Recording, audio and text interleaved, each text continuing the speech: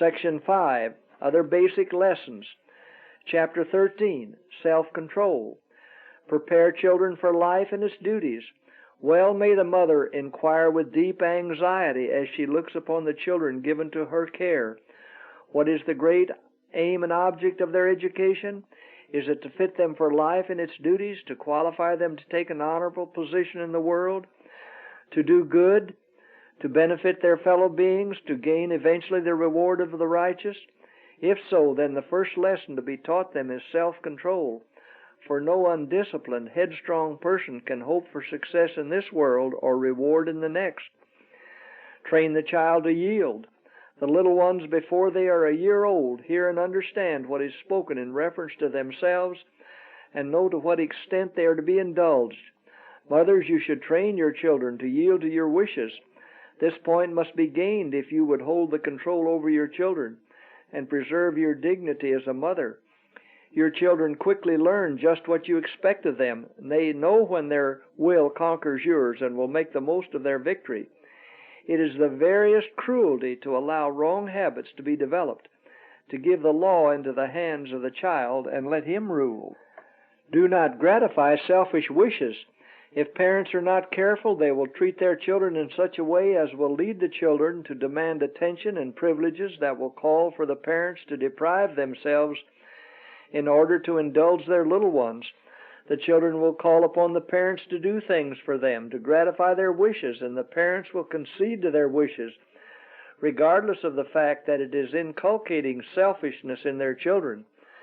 But in doing this work, parents are wronging their children and will find out afterwards how difficult a thing it is to counteract the influence of the education of the first few years in a child's life.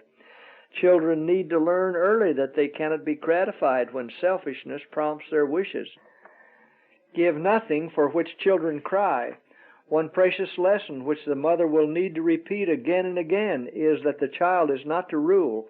He is not the master, but her will and her wishes are to be supreme. Thus she is teaching them self-control. Give them nothing for which they cry, even if your tender heart desires ever so much to do this. For if they gain the victory once by crying, they will expect to do it again. The second time, the battle will be more vehement. Never permit display of angry passions. Among the first tasks of the mother is the restraining of passion in her little ones. Children should not be allowed to manifest anger. They should not be permitted to throw themselves upon the floor, striking and crying because something has been denied them which was not for their best good. I have been distressed as I have seen how many parents indulge their children in the display of angry passions. Mothers seem to look upon these outbursts of anger as something that must be endured and appear indifferent to the child's behavior. But if an evil is permitted once, it will be repeated, and its repetition will result in habit, and so the child's character will receive an evil mold. When to rebuke the evil spirit? I have often seen the little one throw itself and scream if its will was crossed in any way. This is the time to rebuke the evil spirit. The enemy will try to control the minds of our children, but shall we allow him to mold them according to his will? These little ones cannot discern what spirit is influencing them, and it is the duty of parents to exercise judgment and discretion for them. Their habits must be carefully watched. Evil tendencies are to be restrained, and the mind stimulated in favor of the right. The child should be encouraged in every effort to govern itself. Begin with the songs of Bethlehem. Mothers should educate their children in their arms after correct principles and habits. They should not allow them to pound their heads on the floor. Let the mothers educate them in their infancy. Commence with the songs of Bethlehem. These soft tunes will have a quieting influence. Sing them these subdued tunes in regard to Christ and His love. No wavering or indecision. Perverse temper should be checked in the child as soon as possible, for the longer this duty is delayed, the more difficult it is to accomplish. Children of quick, passionate disposition need the special care of their parents. They should be dealt with in a particularly kind but firm manner.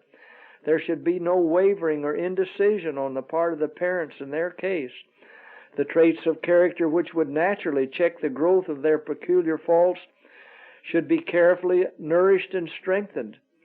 Indulgence of the child of passionate and perverse disposition will result in his ruin.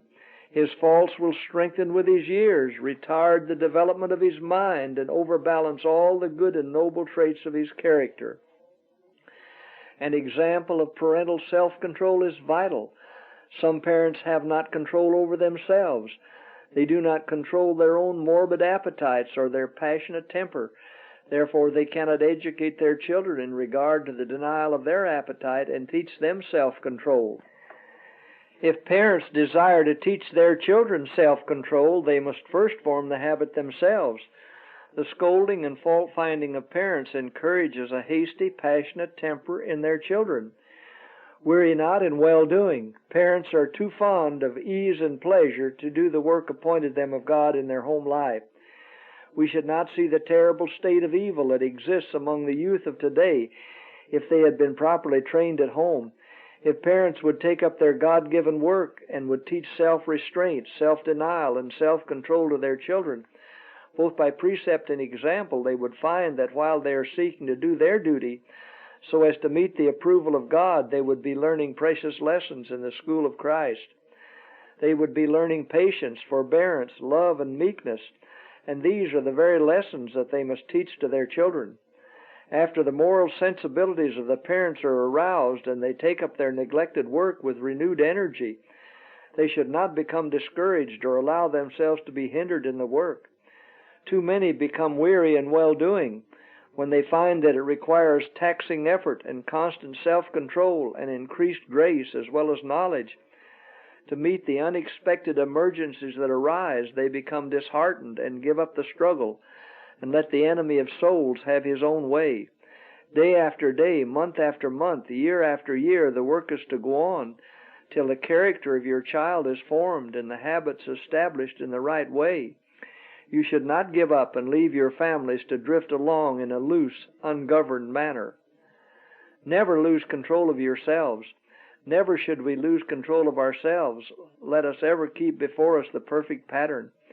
It is a sin to speak impatiently and fretfully or to feel angry, even though we do not speak. We are to walk worthy, giving a right representation of Christ.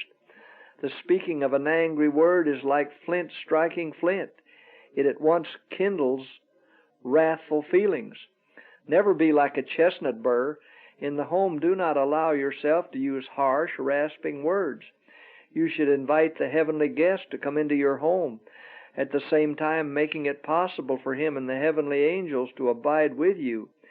You should receive the righteousness of Christ, the sanctification of the Spirit of God, the beauty of holiness, that you may reveal to those around you the light of life. He that is slow to anger, says a wise man, is better than the mighty, and he that ruleth his spirit than he that taketh a city. The man or woman who preserves the balance of the mind when tempted to indulge passion stands higher in the sight of God and heavenly angels than the most renowned general that ever led an army to battle and to victory. Said a celebrated emperor when on his dying bed, "Among all my conquests there is but one which affords me any consolation now, and that is the conquest I have gained over my own turbulent temper." Alexander and Caesar found it easier to subdue a world than to subdue themselves. After conquering nation after nation, they fell, one of them the victim of intemperance and the other of mad ambition.